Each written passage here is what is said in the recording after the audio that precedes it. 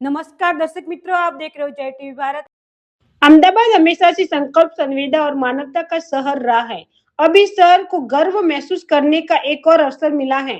स्वास्थ्य सेवाओं के क्षेत्र में एक ऐतिहासिक कदम के रूप में केडी हॉस्पिटल गर्व के साथ अत्याधुनिक केडी कैंसर सेंटर की शुरुआत की घोषणा करता है। प्रदीप देसाई છે ને હું કેડી હોસ્પિટલનો મેનેજિંગ ડાયરેક્ટર છું। ફર્સ્ટ ઓફ ઓલ આપનું કોંગ્રેચ્યુલેશન કેડી દ્વારા કેન્સર સેન્ટર શરૂ કરવામાં આવ્યું છે। કેવા પ્રકારની સુવિધા આપવામાં આવશે અને જે અમદાવાદમાં ઘણા કેન્સર સેન્ટર છે અલગ શું છે? અમારું આજે બ્લોક બી છે જેમાં કેડી કેન્સર સેન્ટર અમે આજે દરવાજા ખોલ્યા છે અમદાવાદના ગુજરાતના લોકો માટે। એમાં ડાયગ્નોસ્ટિક્સ થી લઈને surgical treatment, medical treatment, chemotherapy, bone marrow transplant, iodine therapy, ડાયગ્નોસિસના રિલેટેડ જે અત્યાધુનિક ઇક્વિપમેન્ટ્સ હોય જેમ કે પેટ સ્કેન, રેડિયેશન થેરેપી અને સ્પેક્ટ સીટી, બ્રેકી થેરેપી, ડિજિટલ મેમોગ્રાફી, આ બધું અમે એક અલગ બ્લોક બીમાં અમારું આખું આ સેન્ટર આજે એનું ઉદ્ઘાટન છે।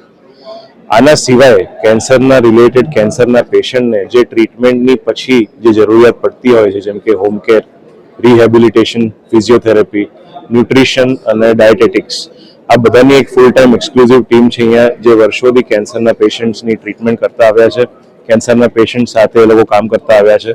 આ બધું અહીંયા એક્સક્લુઝિવ અને એક ફૂલ ટાઈમ ટીમ આપણે અહીંયા કેડી કેન્સર સેન્ટરમાં અવેલેબલ છે। પછી રિપોર્ટ કરાવ્યા ત્યારે કેન્સર આવ્યું અને પછી અમે અહીંયા કેડીમાં આવી તો સરે અમને સારું એવું સમજાવ્યું। હું ડરી બહુ ગઈ હતી, બહુ જ ડરી ગઈ હતી। પ્લીઝ કોઈ ડરશો નહીં, આ કેન્સરથી કોઈ ડરશો નહીં, ક્યારેય ડરવું નહીં અને તરત જ ટ્રીટમેન્ટ કરાવી 6 મહિના લંબાવી તો મને વધારે તકલીફ થઈ ગઈ। અહીંયા કીબોની તકલીફ, મને ડર હતો, રેડિયેશનનો ડર હતો તો હું ઓપરેશન કરવા તૈયાર જ નહોતી થતી।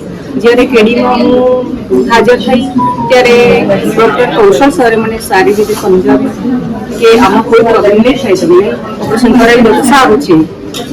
એટલે અમે પછી હું સારી રીતે સમજે તો હું તૈયાર થઈ ગઈ।